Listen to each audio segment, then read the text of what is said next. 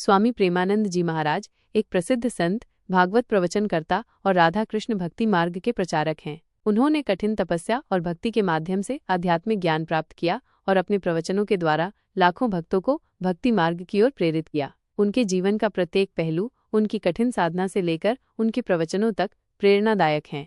प्रारंभिक जीवन और जन्म। स्वामी प्रेमानंद जी महाराज का जन्म 1972 में उत्तर प्रदेश के कानपुर जिले के सरसौल ब्लॉक के अखरी गांव में हुआ था। उनका मूल नाम अनिरुद्ध कुमार पांडे था। उनके पिता का नाम श्री शंभू पांडे और माता का नाम श्रीमती रमा देवी था। उनके परिवार में धार्मिक वातावरण था। उनके पिता और दादा दोनों ही संतों की संगति में रहते थे और माता पिता भी साधु संतों का बहुत सम्मान करते थे। इस धार्मिक पृष्ठभूमि के कारण बचपन से ही उनका झुकाव भक्ति और आध्यात्म की ओर था। बचपन और आध्यात्मिक झुकाव।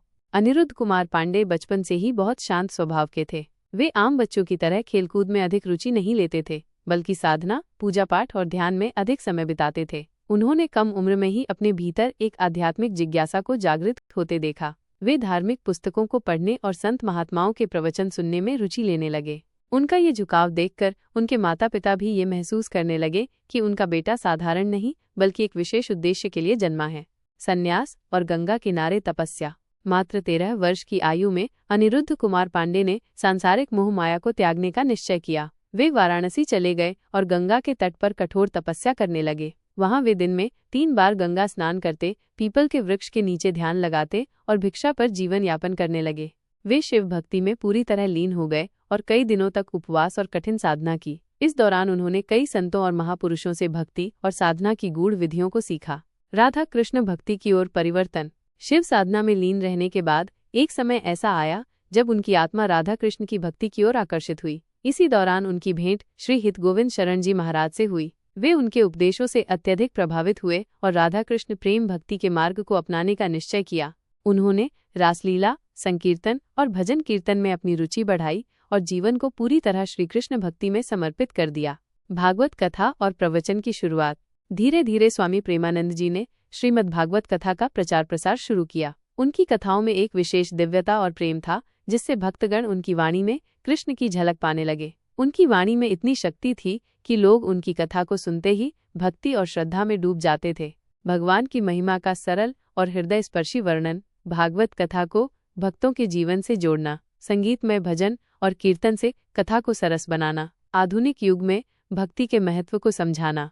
उन्होंने भारत के कई राज्यों में कथा प्रवचन किए और लाखों लोगों को श्री कृष्ण भक्ति से जोड़ दिया। स्वास्थ्य संघर्ष और आध्यात्मिकता। स्वामी प्रेमानंद जी महाराज के जीवन में एक महत्वपूर्ण मोड़ तब आया जब 35 वर्ष की आयु में उन्हें गंभीर किडनी रोग हो गया। डॉक्टरों ने कहा कि उनकी दोनों किडनियां खराब हो गई हैं और वे अधिक दिनों तक जीवित नहीं रह सकते, लेकिन उन्होंने इसे ईश्वर की इच्छा मानकर स्वीकार किया और भक्ति में लीन रहे। आज भी वे सप्ताह में 3 बार डायलिसिस कराते हैं, फिर भी निरंतर प्रवचन करते हैं और अपने अनुयायियों को प्रेरित करते हैं। उनकी ये सहनशीलता और भक्ति भावना लाखों भक्तों के लिए प्रेरणा का स्रोत बन गई। प्रमुख शिक्षाएं।